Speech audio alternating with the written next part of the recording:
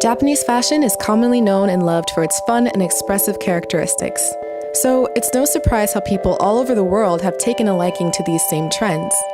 Since Westerners have been exposed to these distinct styles, communities of Japanese fashion enthusiasts exploded in numbers, many of which regularly engage with members in their communities, both online and offline. But are all these Japanese fashion communities the same? What are the pros and cons of being in one? Is there actually a reason behind the reluctance often expressed by newcomers? We're going to take a deeper look to get some clarity on these questions with the help of my 3 stylish friends. Let's begin. Give us your name and age. My name is Mochi and my age is 24. My name's Nicole and I'm 29 years old. My name is Sunny and I'm turning 26 in January. How long have you been doing this style for? I've been doing fur K for about 2 years. I've been doing Lolita for around 16 months now. I started last July. I've been doing this style for almost 10 years now. I know. Veteran. Like, oh Lord. Veteran. Do you want more people to discover the same reason why you liked this style as well? Like the same passion for this style? Yes, because it's lots of fun and it connects you to like your childhood, the innocence and like happy-go-lucky. You don't care about anything. You don't care what people say. You just wear what you want. I think that the biggest reason that someone would want to join the style is they like the way that this looks. Because honestly, just like any other style, people are going to look at you weird. I mean, when you post in the community, people are going to be mean to you. So it's gotta really be something that you want.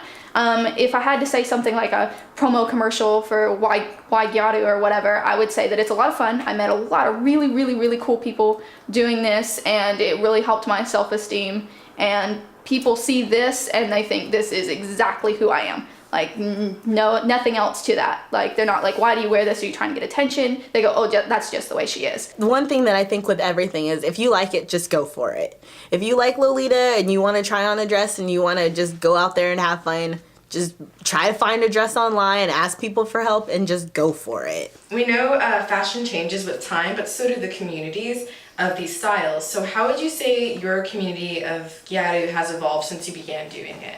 Gyaru, the community has really evolved, especially like the way in which we communicate with each other. It used to be live journal groups and Ricochet, that forum, stuff like that. And to get images, we would just post a big thread of images and that sort of thing. But now it's kind of turned over to Facebook groups where you talk about your own look, and then Tumblr where you look at other people's images. I think we've mostly become from a kind of an isolated group to being more friends, because a lot of us end up trying to add each other on Facebook and getting to know each other better. I think as an overall community, a lot of the communities become more connected because of the internet and because of more exposure, and people end up becoming more famous online, or they try to get to know each other more, and a lot of people are just making more connections that way. It has evolved quite a bit and devolved. It is not as popular as it once was since there's other stuff catching up.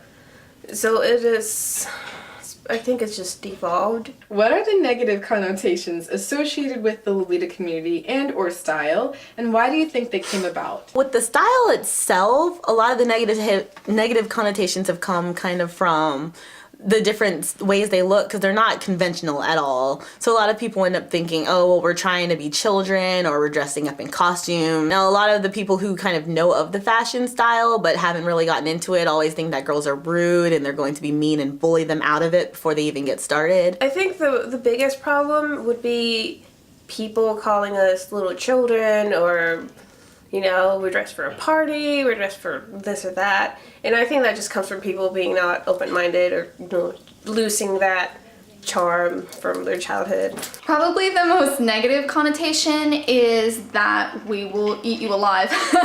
That when you post an image of yourself and you're learning, that will immediately attack you, you'll get posted everywhere and make fun of you, stuff like that. Name one of the biggest reasons why you joined this fashion style. One of my friends linked a dress on Facebook, and I just sat there going, it's based off my favorite book, so I need to take this dress home. So then I thought, all right, I'll buy the dress. I know it's a little expensive, and then afterwards I realized, oh, I have no idea how to get in this fashion. So I ended up going to one of my friends who was into it and just kind of asked her for advice, and then it just spiraled out of control from there.